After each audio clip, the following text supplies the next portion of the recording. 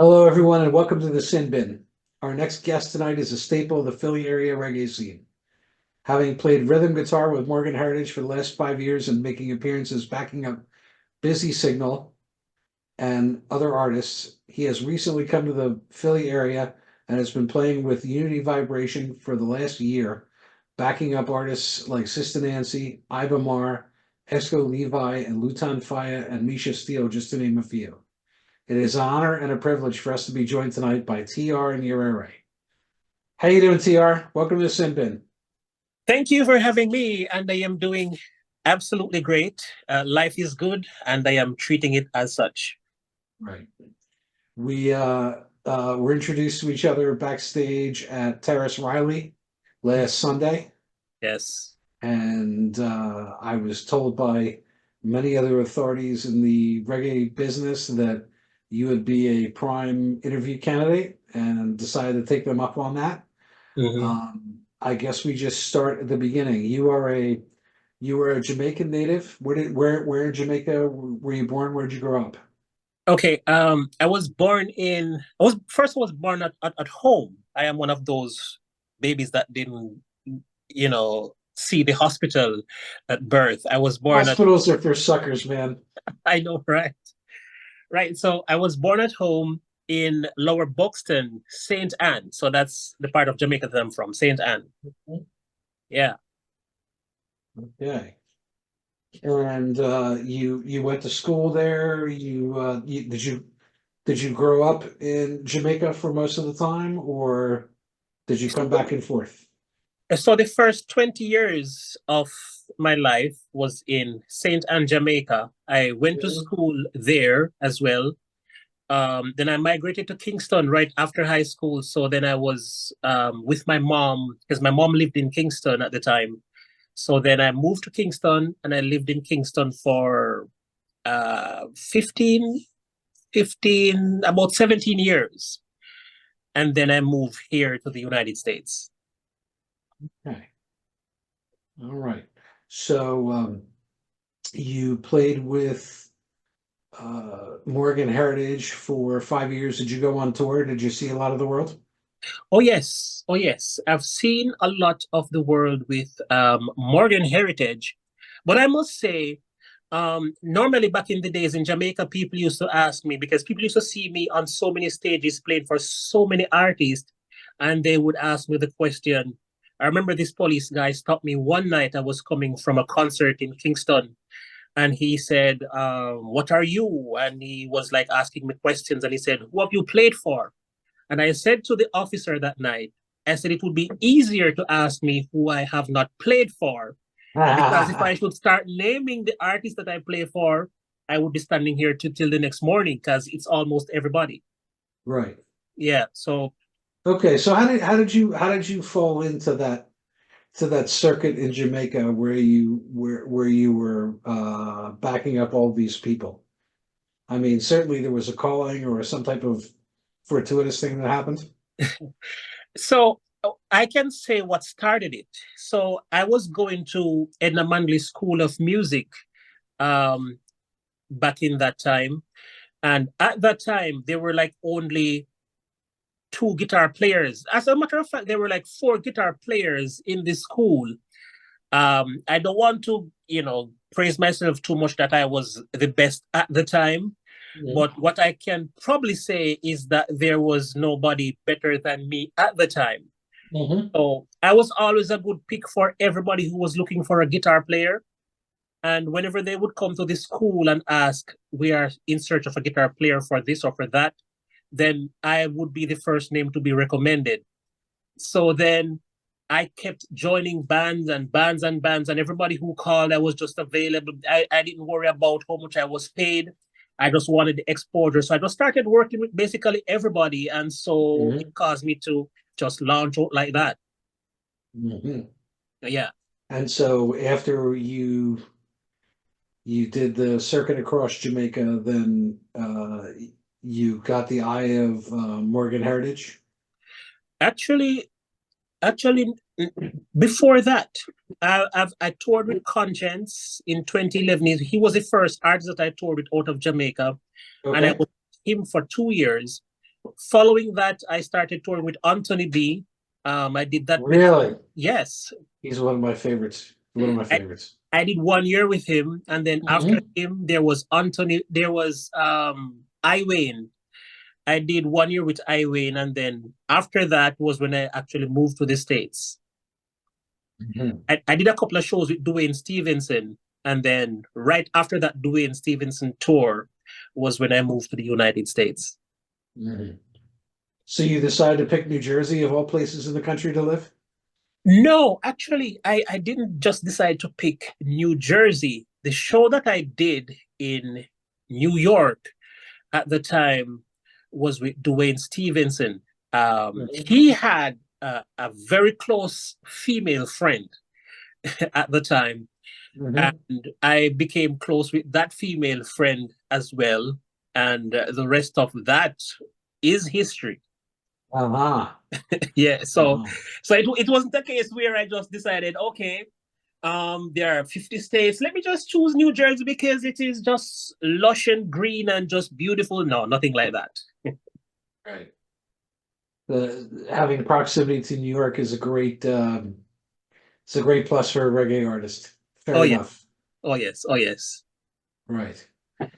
Okay. So you did that and then the Morgan Heritage Tour began, or So you started playing with them at yeah. that point in time. So yeah. So I did this show in about March of 2018 with Dwayne Stevenson, and Hmm. stayed after the show. And then in 2019, while I was still here in New Jersey, was when I got a call from one of my friend who's a bass player for Raging Fire a couple months ago. Okay. He called me and said, Morgan Heritage is looking for a guitar player, and he suggested that I may be a great pick because I was already here in the States where the tour was happening. So he gave me their number, and by vice versa, we exchanged number, and they called me, and we arranged, and I started touring with them without even a rehearsal. I started working at the first show in 2018, Hmm. 2019. Okay. All Mm-hmm. right.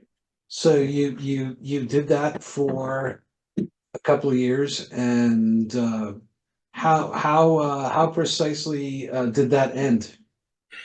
So when I did the first tour in 2019, that was really successful. I enjoyed the group. I enjoyed the music. It was one of the music that I grew on.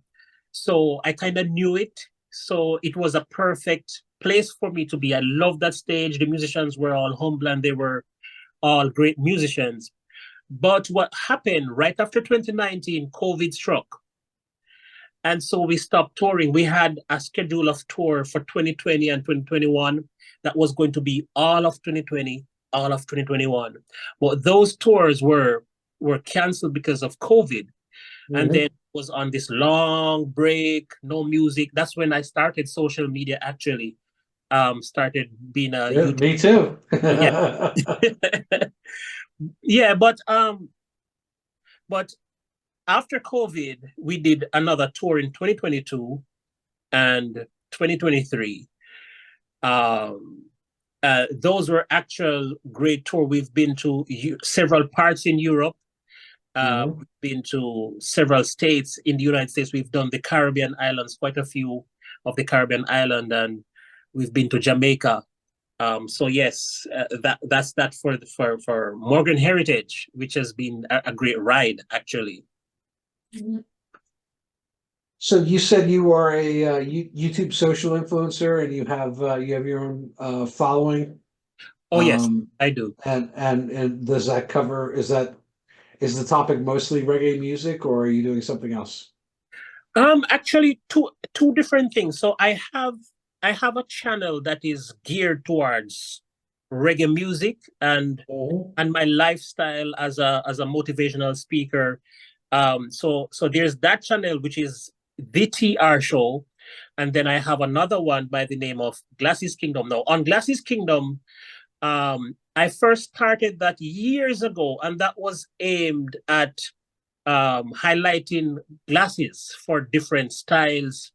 for glasses wearers who would feel uncomfortable wearing glasses. So I named it Glasses Kingdom, and it was mostly about glasses. But one day somebody challenged me to do reaction videos, because they said I have so much knowledge about music. They would love to hear what I would have to say about artists and songs and blah, blah, blah.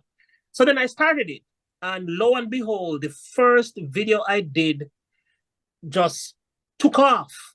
And that one video got me monetized. So I'm like, whoa, this is something that I need to do.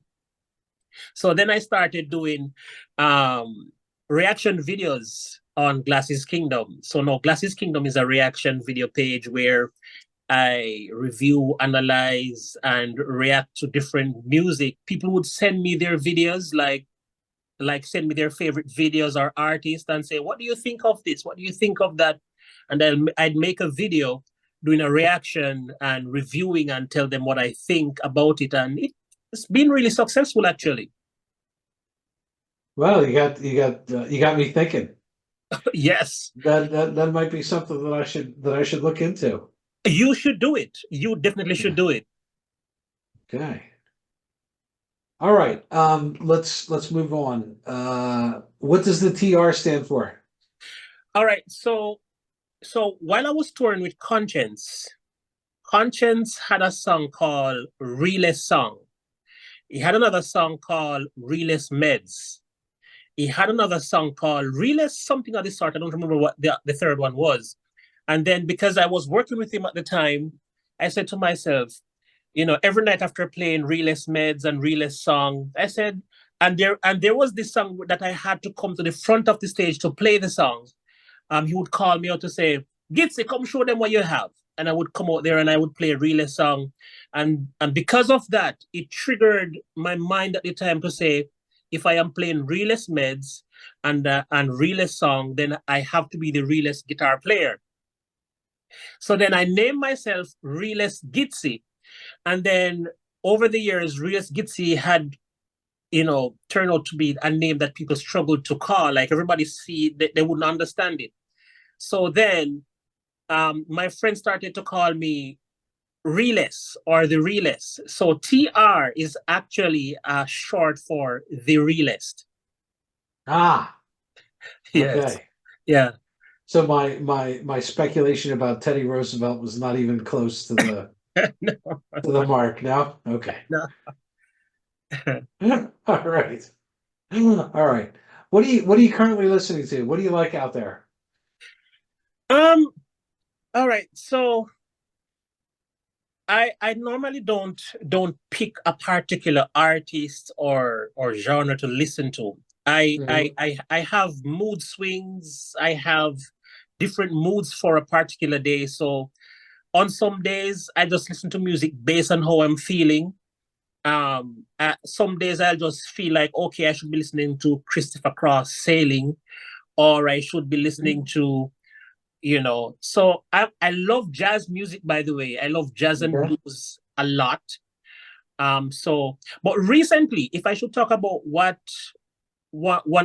an interesting genre or type of music that I've been listening to recently is, it's not totally new, but it's one of the newest genres. It's actually amapiano. I love it. It's kind of happy and have that little African bounce, and I love it. So yes, I've been listening to that recently. Mhm. Okay, well, let's see. Recently, I've been listening to a lot of Chronics and Collie Buds. Good. That's Those are very that seems, and also lately, I've gotten a little bit into UK drill music. Oh yes, that's a good one too. Just because the idea that they rearranged the meter Mm-hmm. in a way that's different than what most American traditional rap has been. Right, I right. mean, I got into drill music by listening to Chief Keef. He's Mm-hmm. an American drill artist, but I see some of the new acts that are coming out of the UK, and they're really impressive on the rhyme. So that's what I'm getting into right now. Mm-hmm. Okay, so let's talk about an otherwise uncomfortable subject, but I think that it needs to be talked about. Mm-hmm. Um, in February of 2024, Peter Morgan died at the age of 46. No cause of death was released, and it's had many people curious. Mm-hmm. I figured that your close relationship with Morgan Heritage might be able to enlighten us. So please tell us what it is you know. Okay. First off, I want to say, well, may his soul rest. We've lost, Yes, we lost, absolutely. we've lost a giant in the business. He was definitely one of my favorite singers of all time. In Mhm. reggae um aspect of music. Um, I when he died, it took me by surprise.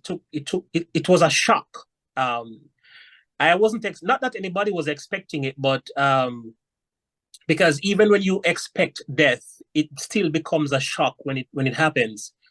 Um, but his death affects me more than I thought. My father had passed away about 2 3 years ago, and when he died, it didn't affect me as much as Peter's death because I'm Mhm. kind of closer to Peter in many different ways than one.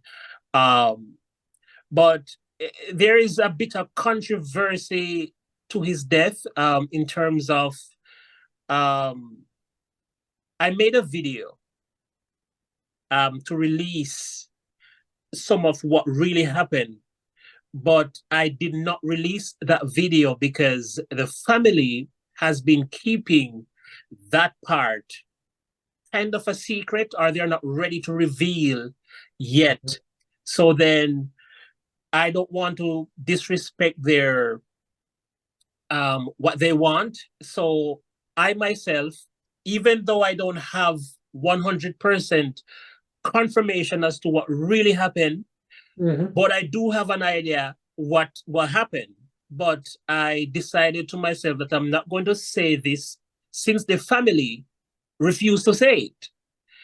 Um, but yes, there has been, quite a bit of speculation, and of course, I would say, and this part is in my video as well, but I'm going to say it right here. Uh, Mhm. Gramps did not make it better for the worldwide audience, who deserve to really know what happened. Everybody has been following the group for these years. Everybody loved them to the core. And of course, I personally believe that the fans deserve to know what happened. But Mhm. the family, however, for whatever reason, refused to say exactly what happened. And, there can be many reasons why this is happening. And when you try to dissect everything and try to break it down to a possible cause, this is where I say Gramps made things worse, because he did an interview with Onstage Winford Williams from Onstage TV CVM in Jamaica, and what he said on that interview was Peter died of a one of a kind disease where it affects 1 in 1 million people. And it just so happened that Peter is that one person.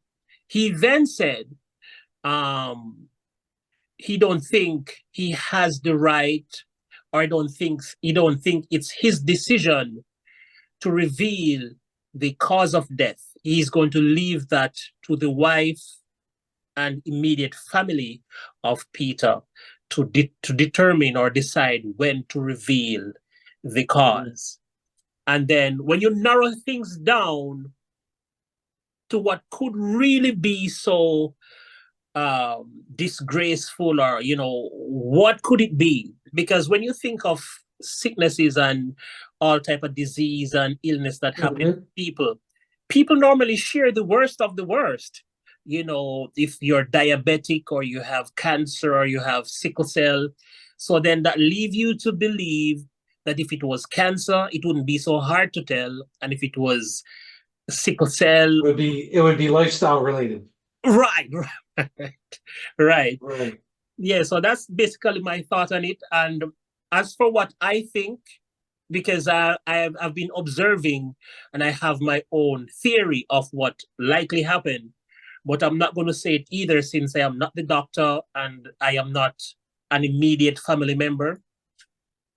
I will leave it to them just as well. Okay. All right. I can respect that. Hmm. Okay. How do you compare life in America to Jamaica? Do you think it was a good move, or would you consider moving back, or what are your thoughts? Well, it's relative in terms of what's better or what would be a better move. As for me, who I call myself the philosopher, and for me, it's the reason behind why you do something that determine if it is worth it. If it's worth hanging in there because you're hanging in there for a particular reason, then that can decide, okay, um, a lot of things. Now, when I left Jamaica, it was not my intention to move here. When I leave, I wasn't moving here. I was here, and then I got caught in COVID. And Yeah. yeah, so then um, right after COVID, a lot of things start happening where you can't travel without being vaccinated, and I didn't want to get caught up in this mess. Yeah. I thought staying here would be the better thing to do. So that's how it all started. I'm not going to say that's how it ended up, but that's how it started. Hmm. Um, Here, comparing to Jamaica and what I would prefer about Jamaica as opposed to here. As much as I love my space and I love to be in my quiet zone, because when I'm in Jamaica, most times I stay in as opposed to go hanging out and all that stuff. But what I prefer really, Jamaica is, I would say, alive where I lived. You would Hmm. see people on the streets talking to each other, friendly, and that kind of stuff, which I like. Um, if I should ever get into a problem, I can easily just call somebody across the way and say, "Hey, come here quickly. I need to do this or I need to do that. Can you lend me a pound of sugar or lend me a pound of salt or that kind of Right. stuff?" More friendly. Here, everybody's locked into their homes. You don't see anybody. You only see people going to work and coming from work, and after that, Yeah. you don't ever see them again. So Hmm. socially, they're not as friendly to me. So it's kind of lonely sometimes. So in that regard, I definitely prefer Jamaica than here. Um, here you kind of have to work twice as hard as if you were in Jamaica because and nothing is really there for the taking. In Jamaica, there's an orange tree, there's a mango tree, there's cane, there's all these fruit trees that you can just go partake, and if you're hungry, you can just, do that. But here, if you don't have, you suffer, you know. See. So it kind Well, of that's interesting. so it kind of forces you to even work harder because most people who leave Jamaica and live here now have two jobs. There is no time to socialize and hang out and party and drink beers and smoke. You just always have to be on the go because if you don't do that, then your bills will catch up on you. And as I said, Right. here is not as friendly as Jamaica. When you owe here, they put you out in the street. Jamaica, Right. you can beg and plea and owe 8 months rent and 9 months and 10 months later you're still begging. Give me one last chance, please. Got it. Yeah, Got it. yeah. Okay. All right. Well, I mean, moving from Jamaica to New Jersey is quite a different environment. It is. So, um, okay. All right. Let's move on to the next thing. I ask this of every single person that I interview. there's a lot of people who watch these videos, and most of them are local artists in different places in the Mid Atlantic who are looking to branch out and play in unfamiliar places in the Mid Mhm. Atlantic. Um, what was the best venue you ever played in? Here in America are just overall the best. Anywhere, anywhere. Okay. Well, one of the best venue that I've played in is Cape Verde in Africa. Cape Verde. Yeah. Is that that's Tenerife? It's an island somewhere. I don't geographically I can't place it, but Yes, it's near Morocco. yeah. Yeah. Hmm. Tenerife is the capital Ah, of Cape Verde. okay.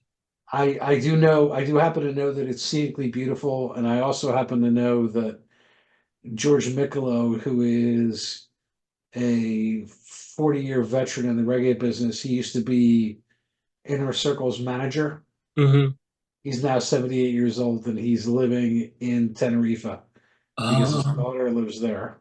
nice. And I had a couple phone calls with him, and decided to go investigate. It looks like one of the most stunningly beautiful places of It pretty is. much anywhere in the world. It is. It is. It is so Um, beautiful, and that's one of the contributing factor of that place being one of the best venues that I've mhm, performed because I am a water sign. My sign is water, and I mhm. have this love for the beach and river and any moving water for that matter.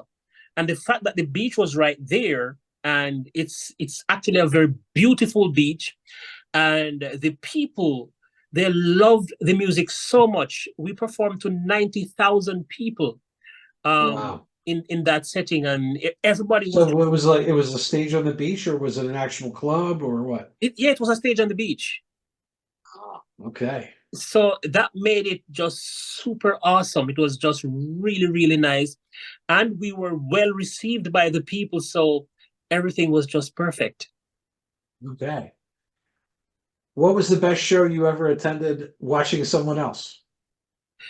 Um, the best show that I've seen watching someone else, I think if I remember well, it was recently. Um, I'm not sure if I should call it the best, but it was very interesting. I went to see Lionel Richie. He performed in Philadelphia just a few months ago. Mhm. I may have gotten that wrong, but his show they had Earth, Wind, and Fire on that Wow. same show, so it was like wow. That was really a show to see. So Mhm. yeah, one of the best I've seen. Okay. What about a reggae show? As it is for as it is for a reggae show, um, I have many best show that I've seen, but I can start with Chronix. Um, Chronics. yes. Okay. So it was crazy that I've performed with Chronix before. I've seen him perform in Jamaica a few times, but one of the best shows that I've seen with him was actually here in New York. In 2018, I think. He did a show in New York, and it was just refreshing to see a Jamaican representing in New York, even though New York is loaded with Jamaicans and like you're still in Jamaica. Mhm. But it was well represented, and I enjoyed that show. So it may have been one of my best reggae show that I've seen. Um, I also seen Taurus Riley. Taurus Riley is also a great performer. I've seen him like probably 4 or 5 times in the past 2 years.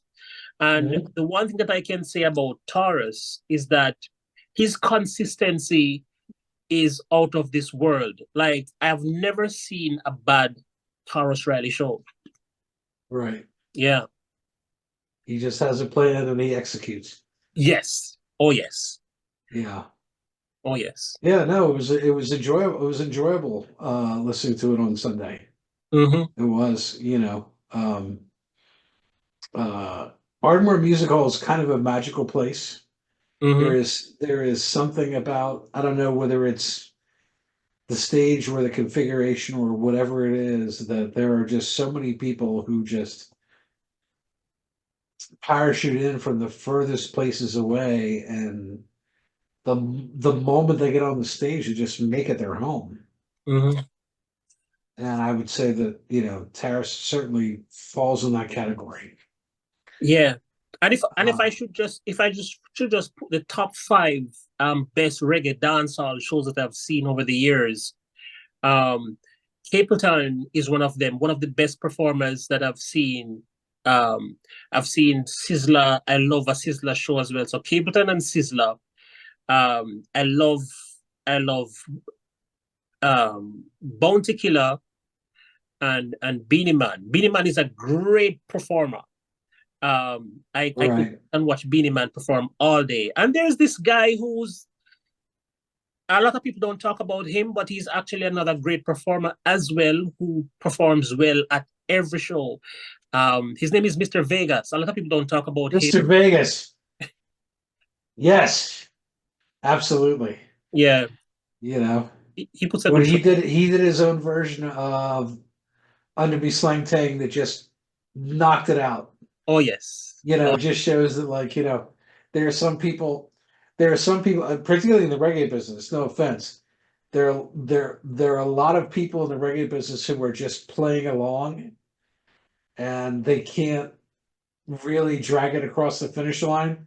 And then Mhm, every once in a while, somebody goes out there and says, I could do remakes, I could do my original stuff, and I'm untouchable. And mhm. I think Mr. Vegas falls in that category. I don't know. I don't know what your thought is. No, I absolutely agree with that. Yeah. So, okay. Do you have anything that you wish to plug? You're with Unity Vibration. Do they have any particular shows that are coming up right now? I know we're off season. We're going into the winter, but I figured that was an opportunity. Yes, we've done the last show on our roster just Sunday past. At this point, there is nothing upcoming, but the way Mhm. music is for us, it just pops out of the blue from time to time. So Yes. I know likely we're going to do another two, three, four shows before the end of the year, but at this point, there's nothing on the books. Well, I think you need to call up Mr. Vegas and get him to Philadelphia. That would be a good idea. That would be he's I must say he's a little bit fussy. I'm not sure if I could get him. I could try. I'm not sure if I could get him to work with Unity Vibration Band because of how fussy he is. I've had some serious experience with him in terms of being very picky when it comes on to musician. He wants things done in a particular way, and if it's not done, he's the guy that will say, you know what, don't bother. So he will do the rehearsal, and if You're it's not you're you're TR. no, I am You're fine. TR. You need to level up, man. No, I've worked with him. I am Okay. fine, but because of how I got to work with him, it's the reason why I'm saying what I'm saying, because the guitar player that he had for that particular tour when I started working with him, he had this song. It's a gospel song that he did over I Am Blessed. And the guitar player just couldn't strum the way he wanted. And that's how I got the job, because that one song the Okay. guitar player didn't manage well. And he's, you know what? Get me some other guitar player because this guy's not working out. And that's how I started working with him. Excellent. So then I'm saying Excellent. I am okay, but then I would have to vouch for the rest of the band. Right. And even if I say, "Oh yes, man, they're great drummer and bass player and keyboard player," when he turns up, and if they don't fulfill his requests or Okay. demands, he's gonna say, "You know what? Don't bother with this." So I was just being lighthearted when I asked you to go call Mr. Vegas and bring him to Philly, but seems to me like you could make that happen if you put some effort into it. I definitely can make it happen. Excellent. Yeah. Okay.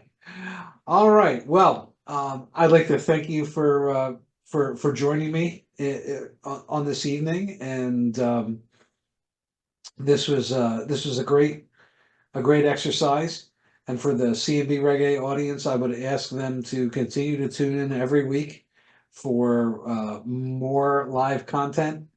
And I will continue my mission of combing the Mid-Atlantic to find the latest happenings in reggae.